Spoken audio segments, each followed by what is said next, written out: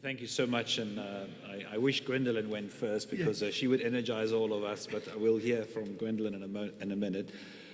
As Mike said, I'm a research professor with the Norwegian Institute for International Affairs. My work is on peace building and peacekeeping, working especially on the United Nations and the African Union. And I'm also specifically focusing the last couple of months and 2 years or so on the climate peace nexus. And that's mostly what I think I will focus on this morning and what I wanted to share with you. But before I start, just a quick thank you for being able to join you for Rising Peace 21 and being introduced. It's my first visit to Coventry, so it's my first visit to the city and the cathedral. And although I've been here probably for less than 24 hours, I already I'm so amazed by the spirit and the people that I've met, and there's something very special happening here in Coventry, and honored to be part of that. So what I wanted to talk about is to share with you that I think we are living in a period of great uncertainty and risk. In the longer term, the human species face the possibility of extinction if we are unable to significantly change the myriad ways our civilization is destroying our ecosystem. And in the short to medium term, the geopolitical balance of power is in flux as we transition from a unipolar world order into something yet unknown. Historically, such transitions come with a high risk of war, and currently the transition is already characterized by heightened tensions, competition, and mistrust. The sense of anxiety that I think we all feel as a result of these developments has been further exacerbated by fast-paced technological developments that have radically changed the way we process information and communicate, also with significant implications, both positive and negative, for the interconnections of the world, as well as new risks for the social cohesion of our societies. All of these developments, separately, but even more so when compounded, can increase the risk of conflict, but also potentially the prospects for peace, depending on how we as individuals or societies or states or as humanity choose to act, to adapt in response to these developments. And that's why I think this Leadership for Peace theme of this Global Peace Forum in Rising Peace 21 is so important and so relevant. The Anthropocene represents a radical departure from the human nature dualism of the past. And in its place, there is now a new understanding of the complex interdependencies of our social and ecological systems. From a peace perspective, the Anthropocene means that we need to recognize that peace, development, and environmental sustainability are inseparably intertwined. There can be no sustainable peace without sustainable environment. Human civilization now faces the challenge of reconciling economic growth with the biophysical limits of our biosphere and our ecosystems. This challenge is complicated by the compounding effects of the discontent with globalization, increased global power rivalry, and the risks posed by new technologies. In addition, climate change and other environmental tensions add increased risks of conflict over energy, land, water, food, and other resources. In the medium to long term, the most effective prevention against the worst effects of climate change, including violent conflict over scarce resources, is the reduction of carbon emissions. However, how we go about reducing emissions and how we choose to adapt and mitigate can either cause harm, including potentially triggering conflict, or it can contribute to sustaining peace. As COP26 draws to a close this week, it is clear that significant amounts of funding will be directed towards climate adaptation over the coming years.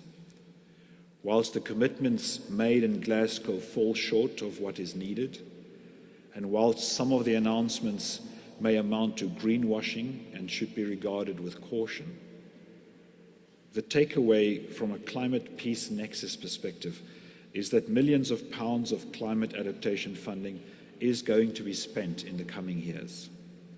And the critical question is whether these funds will be spent in ways that contribute to peace. Whilst climate adaptation financing is much needed, it can also be a double-edged sword. Injecting significant amounts of money into societies with fragile institutions and low absorbing capacity is likely to generate a number of negative side effects. It's important that those responsible for these climate adaptation initiatives are aware of the risks, are guided by the precautionary principle, take proactive steps to monitor for and mitigate against causing harm, and ensure that their programming is conflict sensitive. Exploring pathways for policy and action that mitigate these risks, for example via the Environment for Peace initiative, will thus be critical. One way that we can make a difference is if we could use the millions of pounds earmarked for climate adaptation to contribute to social cohesion and sustaining peace. Not doing so would be a huge lost opportunity. The question is whether those responsible for climate adaptation programming will repeat the mistakes of the past, or whether they will be sensitive to the opportunities to use these funds to also contribute to social cohesion and peace. Chances are that it's unlikely to happen unless the peace and development community, and that means people like our hosts here at the Cathedral, people at the Research Centre for Trust, Peace and Social Relations here at the University of Coventry, or people in the city, for instance, in Coventry's Culture of Peace initiative. Unless they proactively engage with those that will be responsible for implementing these initiatives. This has to start as early in the process as possible, including as part of the COP process. And I hope peace will be a much larger part of the next COP, COP27 in Egypt. Peace should matter for the COP and other initiatives that is aimed at managing the negative effects of climate change. And climate change should matter for those people responsible for maintaining international peace and security.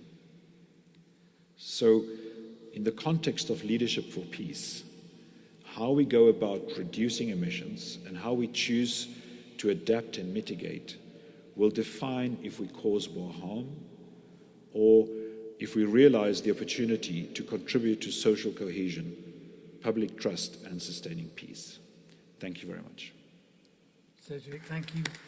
Thank you for those somber words. And it does take us back continuously to this challenging question about whether the leadership that we're familiar with, good and bad, is fit for purpose. Whether we can solve problems of existential threat with the current structures. And we've been looking at, and our interest is not just in the nexus between climate and peace, but also between other areas, as we'll hear. I'm hoping that Gwendolyn Myers can join us now from Liberia, President of Peace Messenger Liberia. Gwendolyn has done amazing things in mobilizing young people, and particularly women, in the continent. Gwendolyn, are you there? Yes, I'm here, Mike. Okay, so thank you very, very much. And I'm so honored to be part of this conversation. In terms of our conversation today, looking at the role of young people, of course, and the power of women as well, young women, in global peace processes. I will start by saying young people, particularly female, will bring fresh perspective, energy, and commitment to global peace processes, and we can contribute to global peace through active participation and peace and eschewing violence in all forms and manner. I recall the time when I was considered too young to engage in peace work. But a mentor said, she is not too young to serve, gave her the opportunity. Most young people did not have the kind of opportunity because they operate in complex social environment that hinders youth participation in global peace processes. Issues that hindered young people, and especially young women, participation in global peace can be viewed from different dimensions using different prisms or lenses. In my opinion, and after over 14 years in peace building work in Liberia and as well on the continent and the global level, I would say these issues are two-dimensional or two sides of the coin. On one side of the coin are young people themselves, and on the other side are institutions managed by older people. Young people, we are stereotyped as immature, inexperienced, and also ignorant, hot-headed, and labeling goes on and on, depending on the geographical location or who you are talking to. Amongst young people is also the lack of will and commitment, and as well the political will. Many young people don't find peace building as somewhere they can occupy the time because of lack of resources that should be contributed to a number of youth organizations. Institutions managed by older people do not trust young people to participate in global peace processes. Culturally speaking, young people are seen but not heard due to the entrenched patriarchal system and therefore marginalized without authority. There's a certain space, a local infrastructure, including policy for young people to engage. In the midst of all of these, there are great opportunities. UN Security Council's resolutions 2250, 2419, and as well 2535, all on youth peace and security and the Sustainable Development Goals, and Agenda 2063 also for the Africa we want. Several instruments and protocols which are great platforms for young people to engage in different areas for peace policy formulation and implementation. I gave you a typical example of what young people and young women have been doing in Liberia with the nonprofit that we run, Messengers of Peace, where over 1,500 young people cut across the entire country are leading peace building initiatives on a daily basis. What we do, a recent situation with our special senatorial elections in December, young people were seen galvanizing different stakeholders to lead political mediation. And that is something that was been led by over 40 youth organizations that came together promoting collaboration and inclusivity. We brought all of the different senatorial aspirants together. That was an election that was marked with tension and all of the triggers of conflict. Young people took the lead. For 2 days, we gathered at the Monrovia City Hall. We brought all of these aspirants and the different parties together and been heavily supported by the international community, where we had endorsement messages that were displayed on screen and everywhere to give that validation as well that as young people, we were not acting alone. And that is a practical example of what we want to see as we gather today looking at the whole conversation around the rising global peace process. We need that kind of intervention. So that as we do from the national, the local, the national, we need that support. It takes very little for an international community to do to support a number of youth organizations and youth interventions going on around the world. Let's start to reflect. Why is it so easy to engage and mobilize young people for violence? Why is it so easy? But then when we talk about engaging young people, we start to hear all of the different challenges have been associated. But it's easy to mobilize young people for war, for protest, for conflict, but it's difficult to bring them together for peace. What about that? And that is what we are now saying. It is time to change that narrative. And we are not waiting anymore for anyone to bring us to the table. We're bringing ourselves to the table. We are inviting ourselves to lead these processes. And if we want for this dimension to change, especially looking at the leadership component for peace, that leadership component needs to be proactive.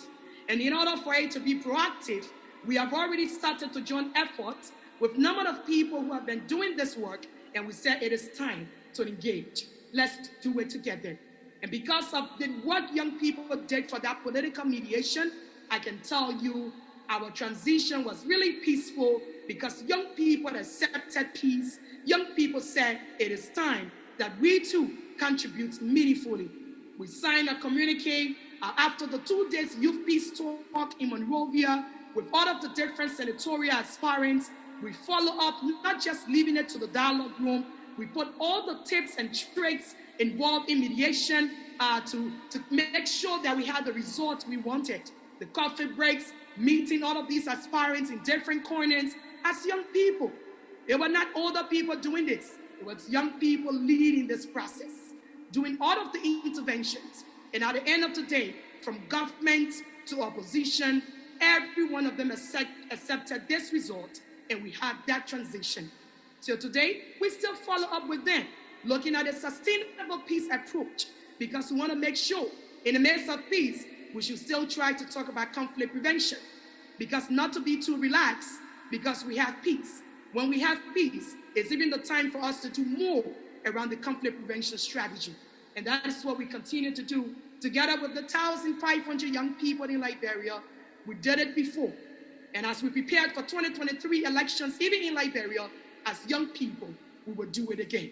Whatever we can do to make sure that our process is sustainable, we will lead the process, even if we're not invited to the table. Thank you so very much. And we look forward to continuing this conversation, especially at the global level.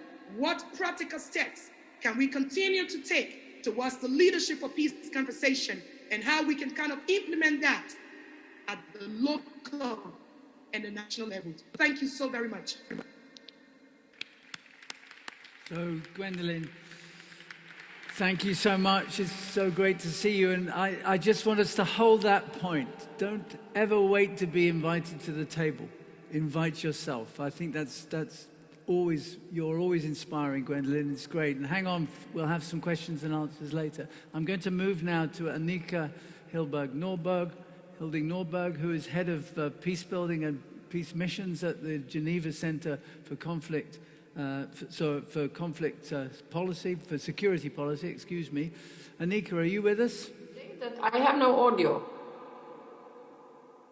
Is now a board member of the International Leadership Association, so is already combining in her professional life her commitment to this nexus between leadership and peace. Thank you very much, Mike, and thank you also to the Rising Global Peace Forum, the Lord Mayor of Coventry, and the Dean of Coventry Cathedral for this very kind invitation to join this very important conversation today on leadership for peace, which is, of course, is as critical as ever. And I would have loved to participate in person, but I'm currently convening a leadership for peace building course here in Geneva in partnership with the United Nations and the Swiss government. And of course, so we want to send you warm greetings from Geneva, also as we are putting our practice into seeking to nurture and support the leaders for peace who are deployed in the most difficult environments along the world. So a great honor to be with you here, now of course in Coventry, even if digitally this time. I hope to participate as a participant next year. In the next few minutes, I would like to share some thoughts on the leadership for peace in general and leadership for peace missions in particular, since Cedric and Gwendolyn covered different aspects that we also discussed at the ILA and also the Geneva Peace Week here in Geneva in the past couple of weeks. I will focus my comments a little bit more on the leadership for peace in general and peace operations in particular. And specifically, I will be sharing some thought on international interventions in the aftermath of Afghanistan. What learnings for leading peace operations? And of course, it is with great humility and respect that I would like to pay my respect and also the recognition of Dr. Sasai. I really appreciate his contribution earlier this morning. So thank you very much for that and for being a role model of what can be achieved. So, colleagues, the world is never stable, yet the volatility that we see today is particularly complex and unpredictable. And as Mike often puts it, we are living in a period of uneasy peace. Peace is fragile at best, absent in too many places and regions. On 15th of August this year, the Taliban took charge of 19 million women and girls. 19 million women and girls. This is about twice as many individuals as there are inhabitants in Wales, Scotland, and Northern Ireland taken together, male and female, twice.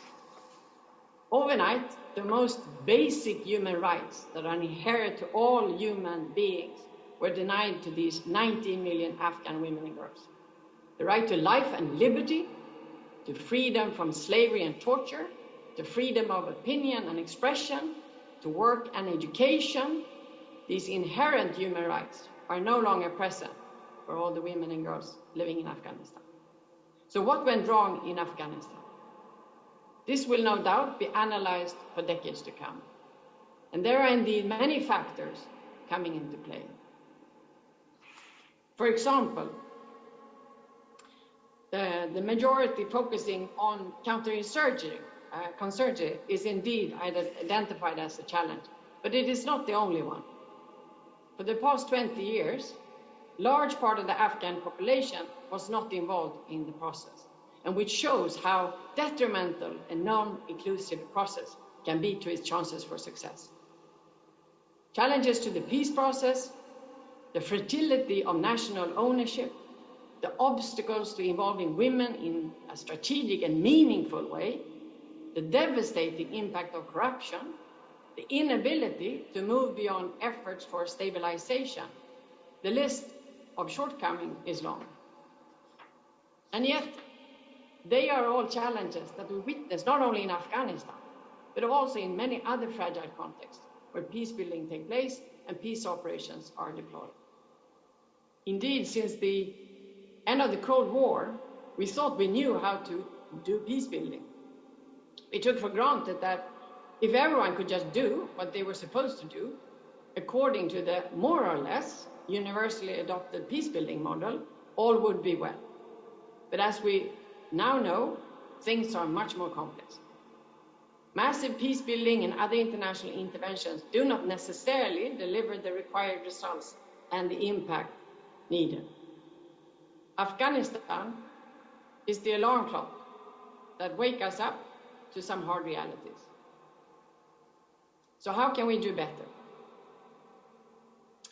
What can the collapsed mission in Afghanistan tell us about international interventions and what is required to lead peace missions in the future and elsewhere?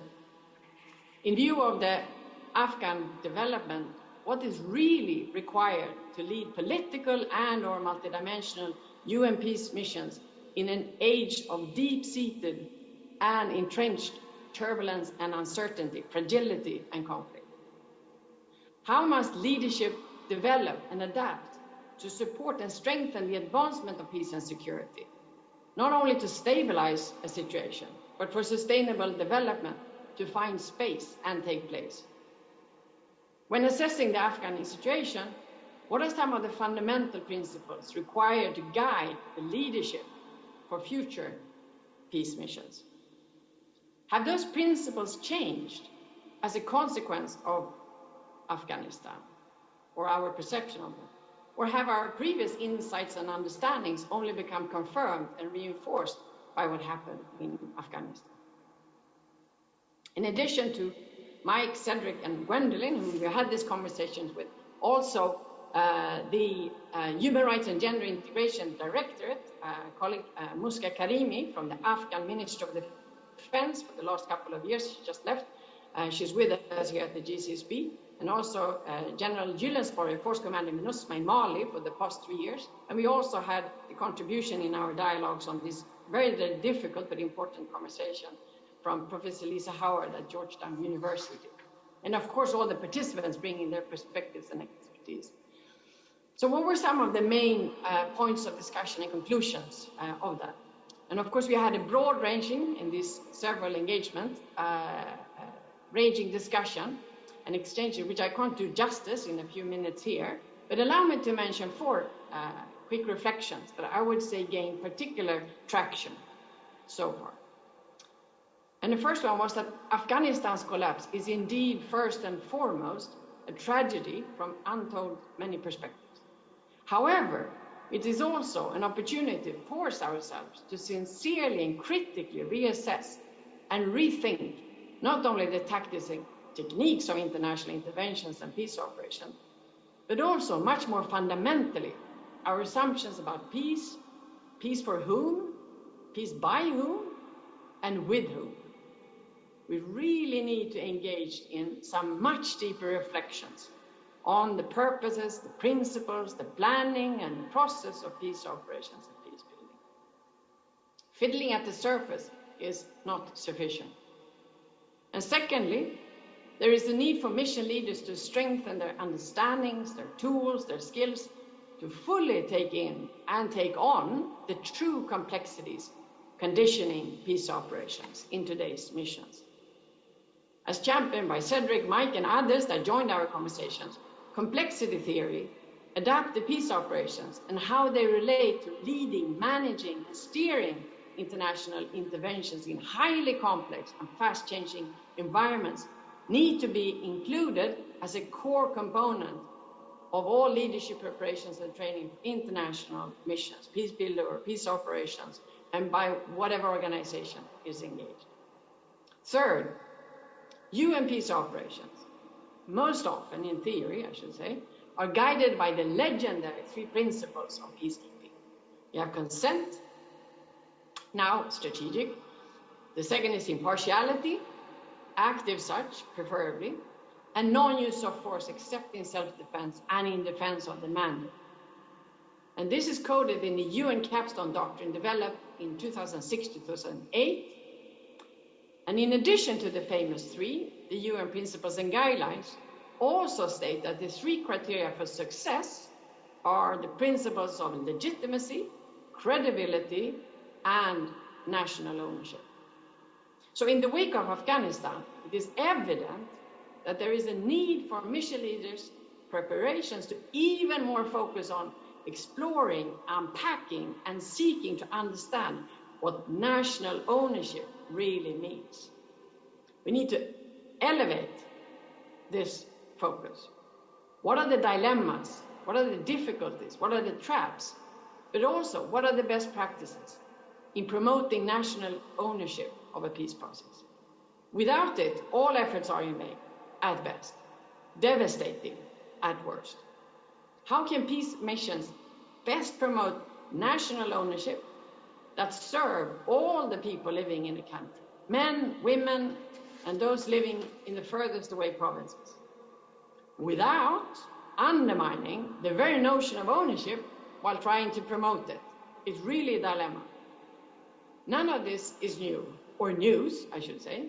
What is new in the wake of Afghanistan is the realization of the enormous, devastating power that can be released if the national ownership dilemma is not addressed. So the need to put much more focus on the criteria for success of peace building and peace operations.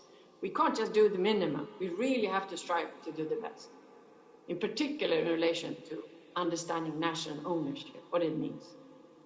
That is fundamentally important. And fourth, finally, and related to the previous requirement to ensure real national ownership of a peace process, is the need to step up our approach to identify, involve, engage, mobilize, and support. And I should add, Gwendolyn, also to invite women in the peace process in a genuinely meaningful way. Women they shouldn't have to get themselves invited, as Gwen said. It should be a priority, a requirement, and a given. As Muska, our female Afghan colleague, who I mentioned was until recently Minister of Defense colleague at the Afghan Human Rights and Gender Directorate, said in our previous conversation here in Geneva, much progress had been made in Afghanistan for the past 20 years in the implementation of the Women, Peace and Security Agenda. Women were going to universities, could contribute as medical doctors, and were slowly becoming part of the society. However, having said that, too much of the effort, as she said, still was on the numbers and the statistics. Women were in offices and meetings, but often not allowed to speak or take decisions.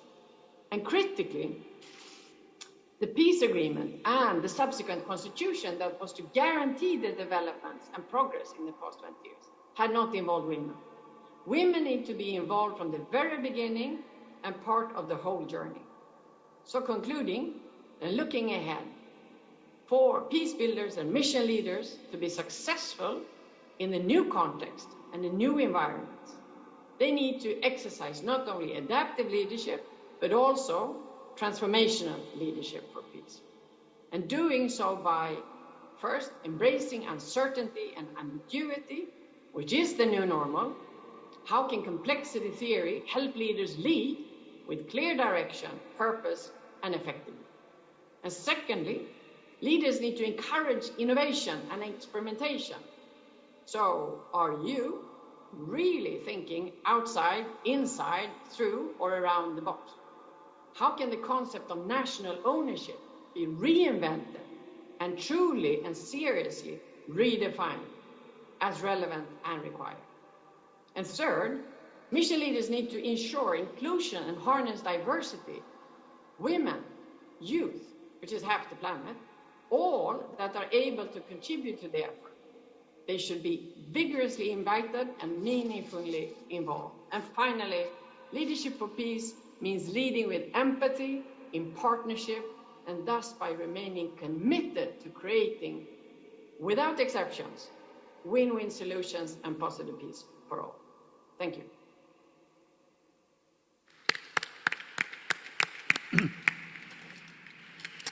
Annika, as ever, stimulating. I told you, I warned you that we had a strong panel here. And in the work that we're doing, we're beginning a process of research activity that will lead to some conclusions, some of which Annika and Gwendolyn both shared, the importance of changing the skill set and the toolbox that leaders can apply.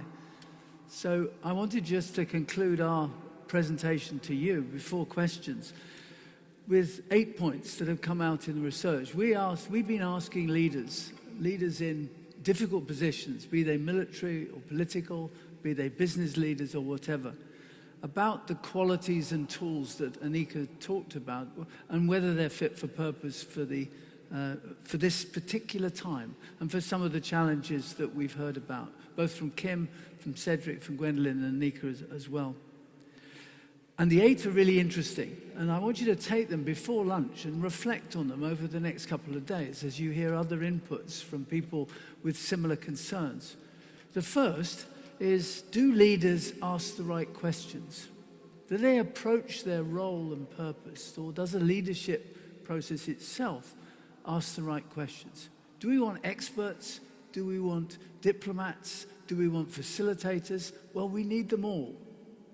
But whoever's in the position to take the decision must have the equipment or the ability to ask the right questions. And there's a lot of reminders in the current pandemic, as well as in many of the peace operations. Annika referred to some of the experience from Afghanistan, where we just didn't ask the right questions, so we didn't get always useful answers. Secondly, again, Annika and Cedric have mentioned the complexity of the current world, and I referred to it earlier. Can our leadership, has it the experience to deal with complexity in the way that we know it should? What does it need to do to step up? Scientists and experts are often trapped in linear ways of thinking, where actually the linear thinking and linear decision-making are probably no longer appropriate. Do leaders cultivate trust? There's lots of disagreements. There's things that we find difficult to accept. We dislike people. But leadership actually has to elevate itself beyond that. And so the respondents to our survey said that we have to have leadership processes that engender trust. And fourthly, as Annika pointed out, leaders have to be agile and adaptive. They have to be prepared to U-turn without it being a problem and a high criticize, if that's the appropriate strategy. Fifthly, they have to engage with the whole. This is a really powerful point that Cedric made about our inability to meet existential threats from things like climate change if we look at them piecemeal, piece by piece. We don't see many examples of really effective leadership that looks at the big picture and holds that big picture in frame while you deal with some of the operational issues. Sixth, very interesting, some of the researchers come back and say, you know, the real problem with leadership, particularly in a peace context, is do we have the ability or the empathy to deal with the losers? Or because we concentrate so much on the winners. In most issues, complexity and resolution, there are people who win and people who lose. Think of it in the application of the climate challenge. There will be winners and losers. Good leadership will be that which can address and manage loss, because it's loss that leads to resistance. Do we relate local to global? Have we really got a toolkit among leadership that can take the experience and lived experience at a very local level and manage it at a global? And finally, how much continuing learning is going on? How much commitment do we have in leadership to learning? And my final comment is just also to reflect on the challenges of why leadership emerges anyway. Why are leaders leaders? We have to understand sometimes the motivation of leaders, not to achieve what we expect of them, but why they're actually leaders in the first place. And our survey is showing, very interestingly, that there's many different reasons. Some leaders emerge because they just want a position. They want to be a leader. They have no mission, they have no ambition, they have no campaign. They just want to be the boss. There are those that are unhappy about the state of the world. Many of us have been quite gloomy this morning, hearing some of the challenges that we face. If you're unhappy about that, some people actually want to tear it all down and say, well, anything's better than what we currently have. And that's another type of leader that we can observe. Thirdly, there are those who are unhappy about now equally, but have a clear view of what they want to put in its place. That's a very different type of leader to the one I referred to that simply wanted to destroy everything and assume that the future would be better than the current. Then there are those leaders who are unhappy about now. They don't want to tear everything down, but they do want to change. They don't want to destroy things, but they have a very clear vision of what they want to put in its place. And we heard, I think this morning from Kim Campbell, the real challenge this type of leader has is within our liberal democracies, is in an ability to have dialogue and conversation and assess options. And these are currently under threat. And the fifth kind of leader, I think, are those that are quite a rare species. And certainly my interest moving forward will be to look more at these. These want change, but believe that the way to change is to help other people to engage with each other and to develop new ways of running things. Rather than having a very clear model about the future, they move forward with empathy, with humility, and say, we need change, we need something different, we need to change the way we move forward together. And comes to, a leadership which is based more on collaboration and on empathy than many other things. So the difficulty of the challenges we have in this nexus between threat and insecurity and building stability highlights the complexity itself of the application of different types of leaders and leadership, both the tools that they need and us exploring and questioning and challenging the reasons why they're leaders in the first place. That sort of thinking has certainly helped me personally to make a little bit more sense of the last couple of years and the sorts of actions we see being taken. I want to use the time we've got left, if there are any questions or comments, and then I'll ask my panelists if they want to make a final comment on the basis of those. So shall we try a couple of questions, three questions if we can? Mike, I have a question on the Zoom chat, if I could read it out to you, please. I didn't hear that. Mike, it's a question on the Zoom chat, Mike. All right, do you want to read it from there? We can't...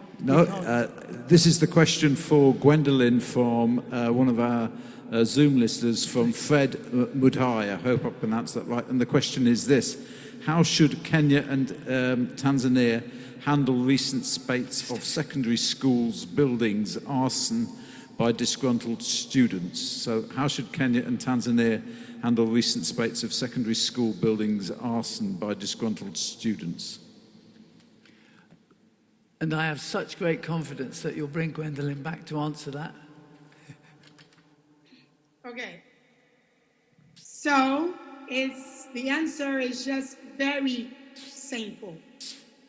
Dialogue, dialogue, dialogue is the way. Engage young people through dialogue. The ones you refer to as disgruntled, engage them through dialogue. Dialogue is one of the most effective channels for peace building that is usually underestimated.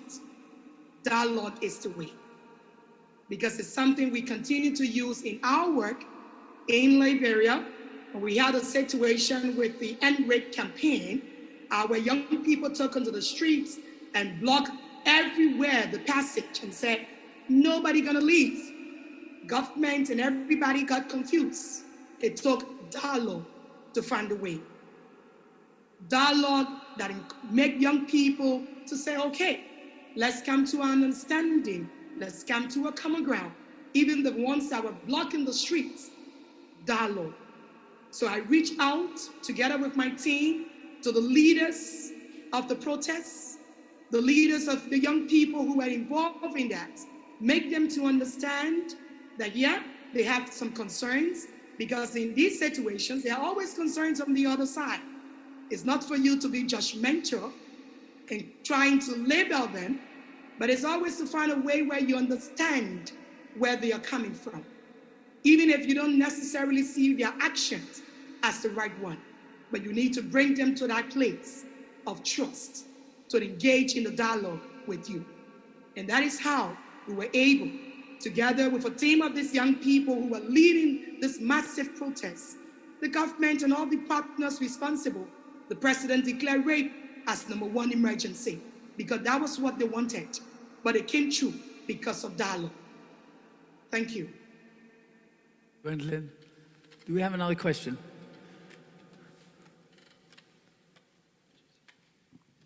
Thank you so much for this opportunity and this really powerful panel that you've put together this morning. I wanted to ask Cedric, in response to his really kind of concerning talk about climate and peace nexus and the real possibility, in your words, of extinction of life as we know it, and your statement about emissions reduction and how we now do that and the potential for that to either cause harm or to cause peace. My personal concern is the fact that we're not actually reducing emissions, that that's not happening, and the potential for harm of that in itself is so great that we have to focus on actually reducing emissions. I just wanted to ask you, in your perspective and the work you're doing, who are those losers? Who are the main losers? If it's not, or is it primarily the fossil fuel companies who will be clearly the losers in this transition? We see there's also possibilities of the Green New Deal of investment in renewables, of investment in insulation in the UK context, of investment in better local food, rewilding, taking land which is controlled by a very, very small percentage of the population and using it in a different way. We see potential for this to be better in this emissions reduction initiative and what we can do.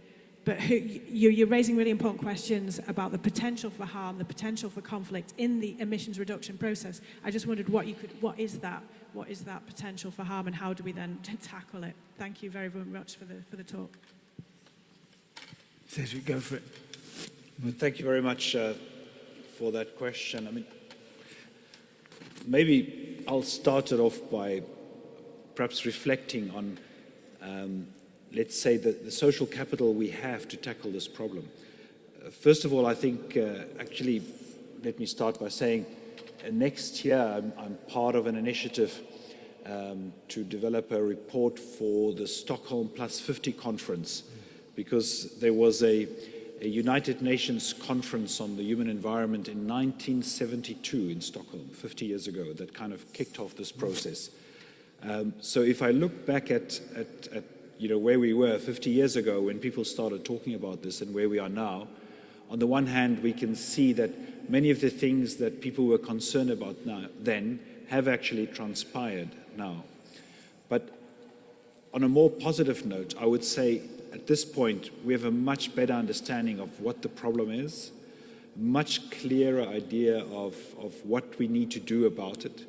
We have this incredible initiative around the IPCC, where we've probably never before had that kind of concentrated scientific effort to study and identify the problem and to come up with solutions. So I think, and if we, as we see in this COP process and the Paris Agreement leading up to that, I think there is a momentum underway, and I really am heartened by the degree to which there are people involved in this in our societies at all levels, from the grassroots level up to the global level, and various coalitions forming around this and really working towards climate change. And I think that is helping to put enormous pressure on our governments and on the major corporations that have been historically responsible for causing or creating or producing most of the emissions that we need to deal with. So all of those elements really do give me optimism about our ability to deal with this problem. I'm sure we won't deal with it as fast as we should, but I am positive that we are, as a society, transforming in dealing with this. I do think there's a couple of things that we need to work much harder on. One of the things is the area I focused on in terms of making sure that as we focus much more on climate adaptation and mitigation, that we make sure that this doesn't cause further harm, and that we think of opportunities to use it towards peace. And I think there we know from years of studying peace at this university and elsewhere, what is needed. We know we need participation. We don't need experts telling others what to do. If it's going to be £1 million spent on Afghanistan on climate adaptation, it should not be spent on me as a consultant coming up with plans. It should be spent in Afghanistan with the communities. They have enormous knowledge of their own situation, know what works and what doesn't work and what is needed. And so we really need to move away from Western experts telling these communities what they need to do and how these kind of investments need to be made. So that kind of participatory process is extremely important. Managing the complexity we spoke about in terms of not coming up with a linear top-down type of expertise-driven solutions, but bottom-up learning from our experience solutions, like we've heard from Sabir and many others before today, is so critical to the way we're going forward. So I think those are some of the ways in which we can do things differently in future. Thank you very much. Thank you, Cedric. So, Annika, have you any final comments before we close? Are you still with us? Interesting conversation, and just following on what Cedric was just saying, and actually on the 8 points that you raised, the one that I think stands out the most currently is really a question: are we asking the right questions? Because not only is it the situation in Afghanistan, that's just one example. Overall, we've seen a fairly significant deterioration overall on peace and security in terms of crisis in multilateralism and nationalism. We have the pandemic, we have the climate crisis, and so on and so forth. Really the question is, are we posing the right questions? And just taking one example, I think all of us have to admit that the pandemic coming was not really unknown even 2 decades ago. It was coming, we knew it, we just didn't want to see, we didn't have the courage to take it on and to prepare and to think what we will do, even less than try to prevent it. So the question now, will we have the courage, are we posing the right questions to actually take on the climate situation? Because we also talked, will there be a similar situation as to the one we had in COVID, that from one day to the next, we all went home, and this is kind of the first few times one is back in the office after a year and a half, almost 2 years. Will there be a similar crisis in the climate crisis? Or, of course, politically, where we have so many difficulties. I don't want to end in a pessimistic mode, of course. It's against my nature, and it's much easier so with Gwendolyn on the panel, and of course everyone else. This is one of the most positive things which will help us pose the right questions. They are challenging us. They're putting questions on the table. Not only that, I love the fact that every day you get the new insight from a colleague who's new to the issues, looking at things afresh, not kind of back from the Cold War. This is new, and it's not even. We're moving on from the post-Cold War area and going into very difficult situations. But I have great hope because there's so many wonderful, committed people around the world. And of course, I would have loved to be in Coventry because I know that many of you are there. But hopefully next year. So thanks again, Mike, for the kind invitation and for being part of this very important conversation. So thank you, Annika, and thank you, Gwendolyn, and thank you, Cedric. And thank you all. It's important that we struggle with this technology. We want to bring the right people to this table, and we've done so, and it takes huge patience from you in the audience and us in the hall, and certainly from our wonderful colleagues at the other end of Tube. So thank you for that, and thank you for a very stimulating conversation.